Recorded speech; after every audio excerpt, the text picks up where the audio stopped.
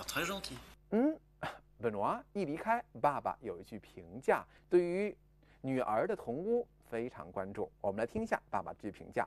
我们的故事也随着场景的变换，过渡到了课本的35页，请来使用课本35页左上角的文字部分。Et mon père? Bonjour monsieur. Bonjour Benoît. Enchanté. Excusez-moi. Il a l'air très gentil. Il a l'air très gentil. Il a l'air très gentil. 本诺瓦一走，爸爸就开始评价了。Il a l'air très gentil。我们先了解里面的核心词，就知道爸爸对于本诺瓦他的印象如何。gentil gentil 指的是人呐，亲切和善，人很好，看起来。Il a l'air très gentil 这句话整体的意思是他看起来人挺好的，挺和气的。Il a l'air très gentil 里面有我们熟悉的单词 très 非常狠。再次提醒大家，千万别把它误解为太的意思，它不是过了，它是 très 非常 très 很 très 特别。那好了 il a l'air 这是我们特别要介绍给大家的一句表达，请看投影。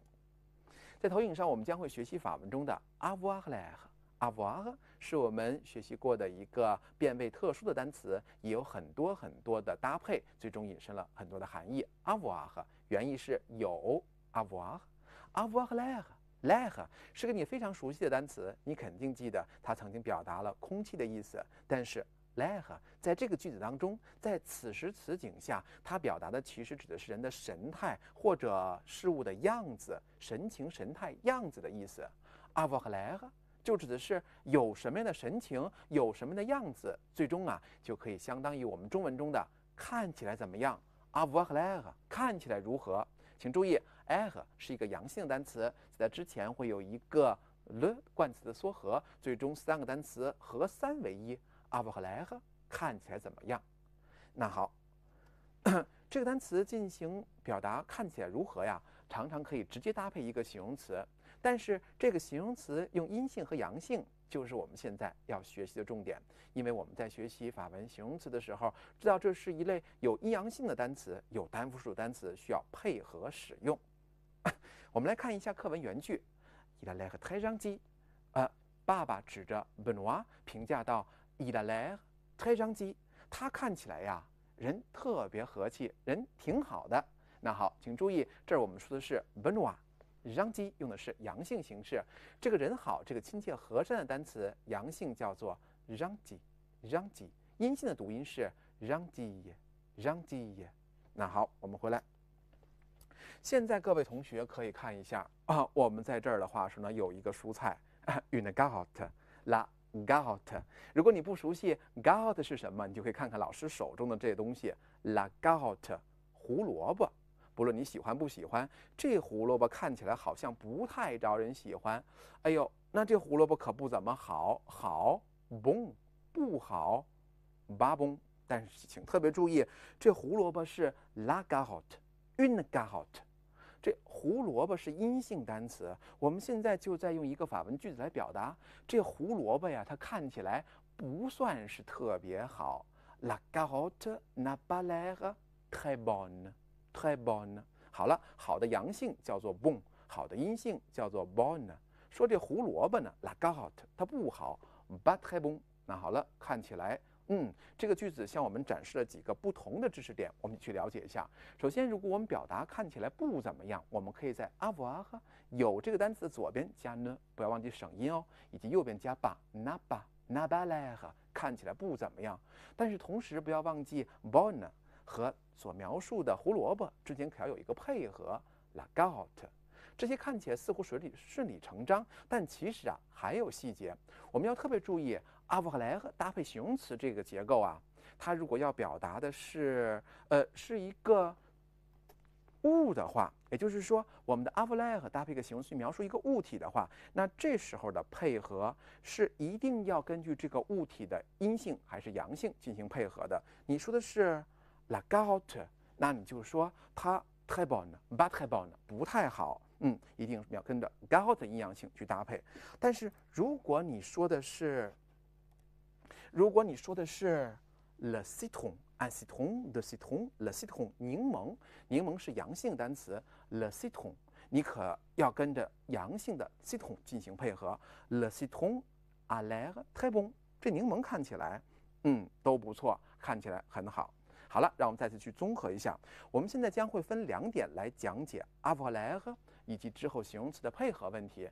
这形容词啊，如果它们在描述的是一个物体的话 ，la carotte、le citron， 那这个时候它一定跟着这个物体进行阴阳性的配合。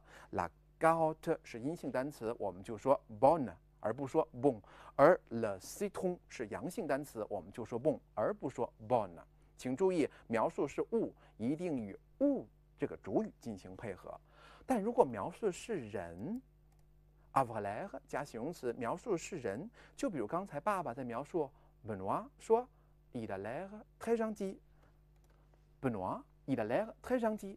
这个时候啊，我们这形容词其实可以与描述这个人配合，但也可以与 air 这个单词，这个阳性的 air 这个表示神态样子的单词去配合。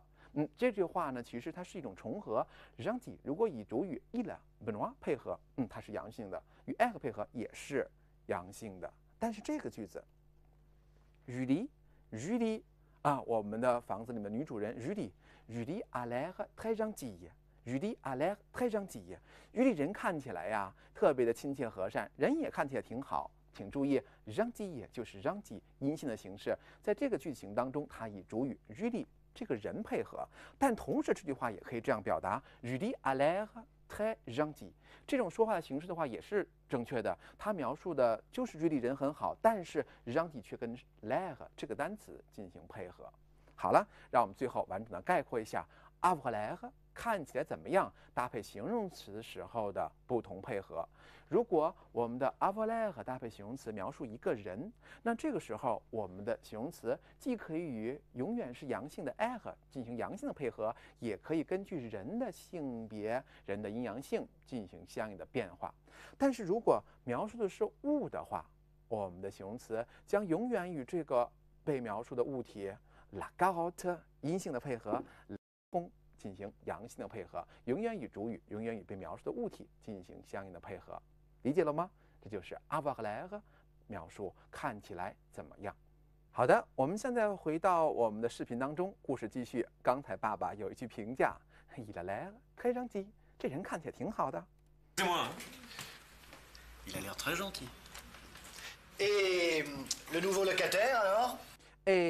爸爸想到另外一个话题 le nouveau locataire 新房客 alors 在课本35页可以见到单词拼写 alors。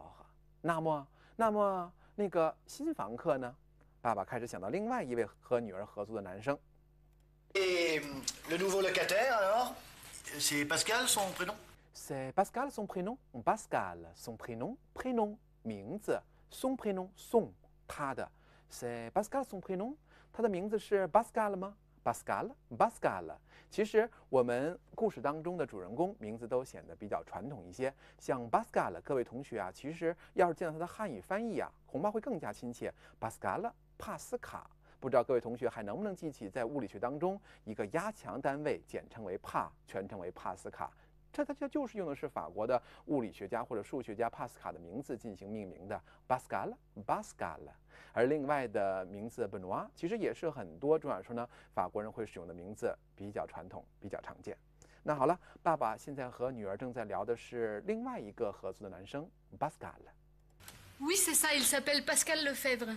Oui, c'est ça，这样那样。Oui, c'est ça， 对，就是这样。C'est ça， 是这样吗？ Oui, c'est ça， 就是这样。Il s'appelle， 他叫 Pascal Lefebvre， 他的名字 Pascal， 他的姓氏 Lefebvre。Il s'appelle， 他叫。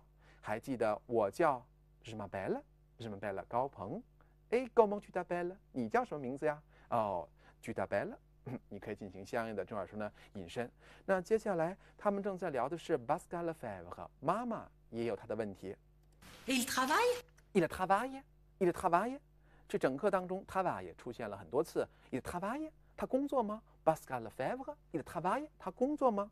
余力告诉我们 Pascal 的工作状态也是他自己的工作状态，请注意听，同时可以看一下课本的35页。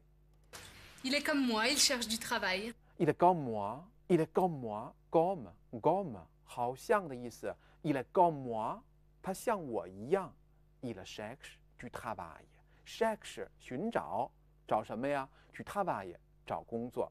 还记得工作 travail 这个词之前的 do，they 与 do，在语法中我们曾经学习过，这叫做部分冠词，它有相应的含义，一些一点儿。他在找些工作，找些工作干。il cherche du travail。il est comme moi，il cherche du travail。他像我一样，他在正在找工作。也就是说，Rudy和 Pascal 都是正处在 chercher du travail 找工作的过程当中。在法国，随着每年的毕业生的增加，也随着转上了国家的经济形势的发展，年轻人的就业问题一直是政府非常头疼的问题。年轻人们也有着些许的不满，但是政府也尝试着用一些方式去解决这样的就业矛盾。好了，两年轻人都正在 chercher du travail 找工作。妈妈面对这种情形的话呢，发出一句感慨，她将会使用困难、艰难这个单词 difficile。difficile 在课本我们35页，我们可以见到这个单词的拼写 difficile，difficile 困难、艰难。这个单词以字母 a 结尾，所以它的阴性和阳性形式就同形了，都是 difficile。你可以说这事儿难呢 ，c'est difficile。你还可以说这事儿挺难的 ，c'est très difficile，c'est très très difficile。特别特别难。Eh oui, c'est difficile. Eh oui, c'est difficile。对呀，这挺难的。chercher du travail， 这真的不容易。c'est très difficile。Il a quel âge? Il a quel âge？ 妈妈想到另外一个问题。Il a quel âge？Il a quel âge？Il a 看到没有，在课本上，il a 他有 quel âge 年龄 quel 哪个？